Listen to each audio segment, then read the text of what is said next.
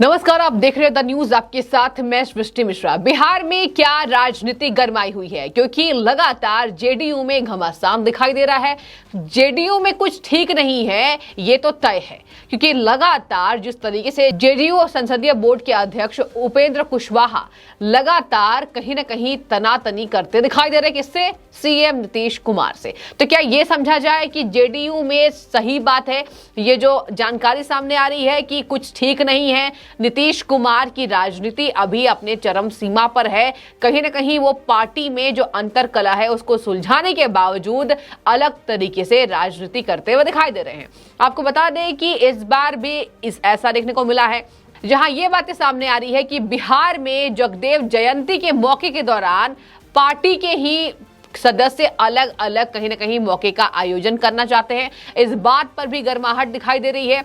कहीं एक तरफ नीतीश कुमार के तरफ से बोला जाता है कि पार्टी में कोई अंतरकलह नहीं है, और वहीं क्या कारण है कि जेडीयू के राष्ट्रीय अध्यक्ष संसदीय बोर्ड के उपेंद्र कुशवाहा लगातार नीतीश कुमार पर इल्जाम लगाते दिखाई दे रहे हैं। आपको बता दें कि उपेंद्र कुशवाहा जगदेव जयंती पर अपना अलग कार्यक्रम करने जा रहे हैं। ये सूत्रों के हिसाब से अभी तक की बड़ी जानकारी सामने आई है, जहां ये भी बात सामने आ रहा है कि कुशवाहा का संगठन महात्मा फूले समता परिषद की ओर से पटना के अलावा सभी जिलों में जगदेव जयंती पर कार्यक्रम आयोजित किए हैं। और यह भी बात अब तक सामने आ रही है कि इसको सिरे से निकाल दिया गया है। जेडीयू में अलग सदस्य ये कह रहे हैं कि अगर वो अलग कार्यक्रम तय करते हैं जगदेव जयंती पर तो उन पर कार्रवाई की जाएगी।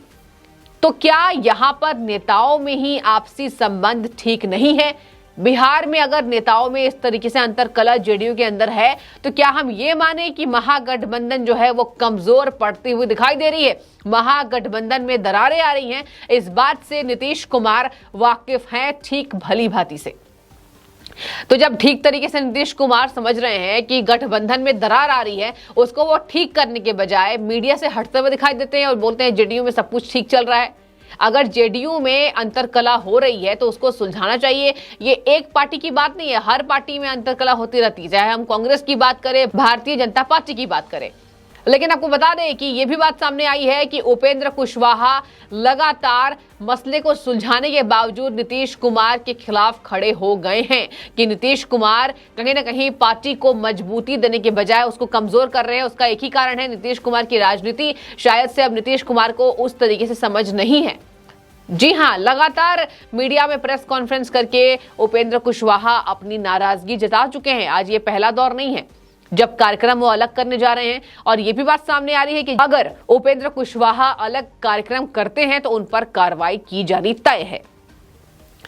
इसके साथ ही आपको बता दें कि जेडीयू प्रदेश अध्यक्ष के उमेश कुशवाहा पहले ही ये चेतावनी दे चुके हैं कि अगर कार्यक्रम करते हैं तो उन पर कार्रवाई की जाएगी, उनके खिलाफ सख्त एक्शन लिया जाएगा।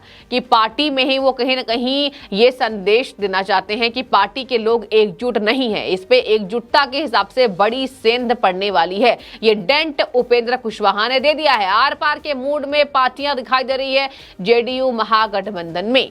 इसके साथ ही आपको बता दें कि हाल ही में अगर मैं बात करूं तो प्रेस कॉन्फ्रेंस के दौरान उन्होंने ये साफ किया था कि वे 2 फरवरी को किसी भी हालत में जगदेव जयंती पर समता परिषद के कार्यक्रम में हिस्सा लेंगे, जहां ये भी उन्होंने कहा था कि जेडीयू नेताओं की ओर से उन्हें ये कार्यक्रम करने से रोका जा रहा है, मगर वो रुकने वाले नहीं हैं। यानी वो जेडीयू नेताओं की ही बात सुनने से लगातार इनकार कर रहे हैं।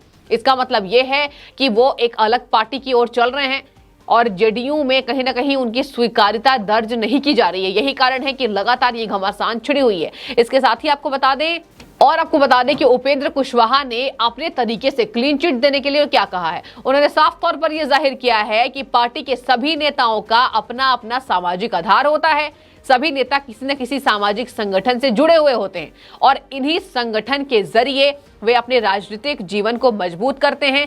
जगदेव जयंती पर आयोजन कोई राजनीतिक नहीं। जी हां, ध्यान से सुनिए, उन्होंने ये कहा है कि जगदेव जयंती पर जो मैं कार्यक्रम कर रहा हूं उससे कोई राजनीति नहीं हो रही है, बल्कि वो एक मेरा सामाजिक कार्यक्रम है, क्योंकि इस पार्टी के नेता अलग अलग सामाजिक कार्यक्रम से जुड़े हुए होते हैं। तो जेडीयू में इस बात पर क्यों जोर दी जा रही है कि अगर वो अलग कार्यक्रम करते हैं तो उन पर कार्रवाई की जाएगी? कहीं ना कहीं जेडीयू में ही आपसी सामंजस्य नहीं है दर्शकों। और ये बात मैं नहीं कह रही हूं, लगातार बिहार की राजनीति अपने चरम सीमा पर है। साफ तौर पर महागठबंधन में बड़ा डेंट लगने के ये संदेश जाहिर तौर पर हो रहे हैं। इसके साथ ही आपको बता दें कि उमेश कुशवाहा ने भी चेतावनी दे डाली है। इसके बाद भी वो नहीं रुक रहे हैं और कॉन्फिडेंस उनका अलग लेवल पर दिखाई दे रहा है और वो अपने आत्मबल के हिसाब से जेडीयू की नाकामी को मीडिया से कहीं ना कहीं जाहिर करते आए हैं। उन्होंने ये भी कहा है, दर्शकों आपको बता दूं, बड़ी खबर ये सामने आई है, नीतीश कुमार उनसे बातचीत करने को तैयार नहीं है।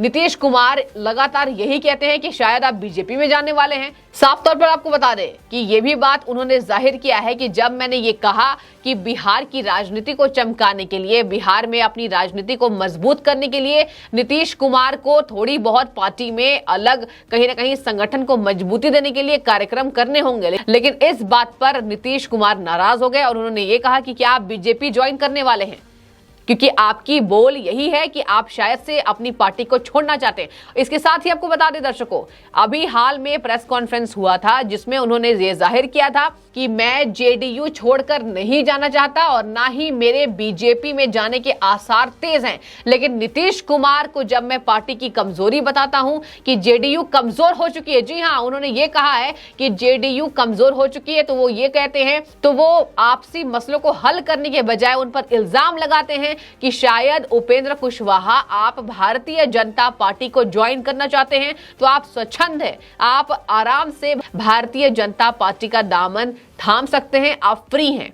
और इधर ही प्रेस कॉन्फ्रेंस करके उपेंद्र कुशवाहा ने मीडिया को यह जानकारी दी थी कि मुझे बीजेपी में नहीं जाना है। अगर पार्टी कमजोर है तो अगर मैं पार्टी की कमजोरी को उजागर कर रहा हूं तो ये मेरी गलती है। नीतीश कुमार अगर ये मानेंगे तो पार्टी को मजबूती देने का काम कौन करेगा, पार्टी की नाकामियों को कौन जाहिर करेगा, और ये पार्टी के संगठन को मजबूती देने के लिए बेहद जरूरी है। तो साफ तौर पर यह जाहिर हो रहा है कि बिहार में जेडीयू महागठबंधन में कहीं ना कहीं डेंट पड़ चुका है, क्योंकि अब जिस तरीके से उन्होंने कुडनी उपचुनाव में हुए नतीजों पर बात की तो नीतीश कुमार नाराज हो गए और चेतावनी दे डाले कि अगर आपको पार्टी में नहीं रहना है तो आप स्वच्छंद हैं, आप फ्री होकर भारतीय जनता पार्टी में जा सकते हैं। उन्होंने ये भी नहीं कहा था कि मुझे किस पार्टी को ज्वाइन करना है, उन्होंने ये भी कहा कि मैं जेडीयू अभी नहीं छोड़ूंगा, लेकिन जेडीयू को मजबूत करने में मैं कोई कसर नहीं छोड़ूंगा।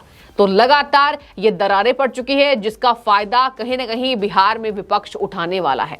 तो देखने वाली बात होगी कि महागठबंधन के अंदर जो कमजोरी हुई है, जेडीयू के अंदर खास तौर पर जो कमजोरी दिखाई दे रही है, उसको नीतीश कुमार किस तरीके से भरते हैं, और अगर कोई भी नेता उनका इस तरीके से जेडीयू की कमजोरी को उजागर करने की कोशिश करता है तो उनके खिलाफ मोर्चा खोल देते हैं। देखने वाली बात होगी साफ तौर पर। फिलहाल इस वीडियो के बारे में आपकी जो भी राय है आप कमेंट सेक्शन में बताइए कि उन्होंने साफ कर दिया है कि मुझे भारतीय जनता पार्टी ज्वाइन नहीं करना, और इधर नीतीश कुमार लगातार उन पर हमला बोल रहे हैं।